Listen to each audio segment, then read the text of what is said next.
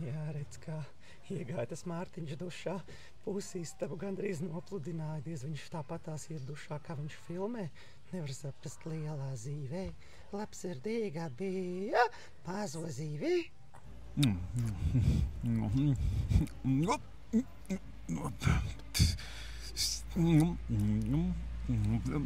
Ar kuru kāju tu sāciet?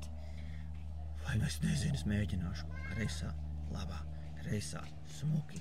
Vai, ko man labi sanāk? Uz priekšu, latvieši! Nē, nu labu darbiņu esam padarījuši ļoti labu. Vot priekā, mās, priekā pa šito. Pauline ir bail no vāverēm.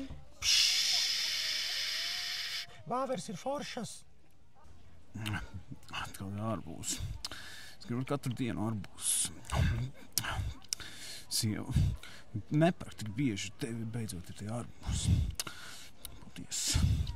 Meita ļoti smuki zīmē hennu, bet nezīmē lūdzu guļošiem bērniem bez vecāku atļaujas.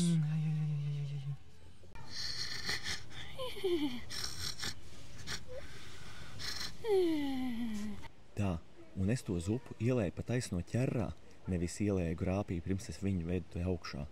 Nu, es to tā nevaru iedomāties, ka tā nevar. Pareizi. Klausies, un tagad es tev teikšu tā, un tu klausies. Teātri spēlēt nav tas pats, kas gaļu klapēt. Nu nav, un nekad arī nebūs. Nē, nu kaut kāds rakums. Bērns ar hennu, ārprāts. ChatGPT palīdz, kas jādara, lai dabūtu to hennu nost, nu? Tā ir bumba, kas tur ir. Jā, Kristaps Porziņģijs.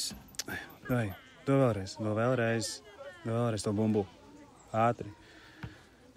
Kristaps Porziņģijs.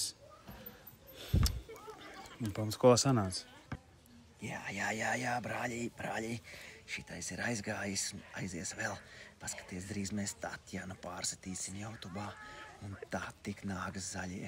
Yes!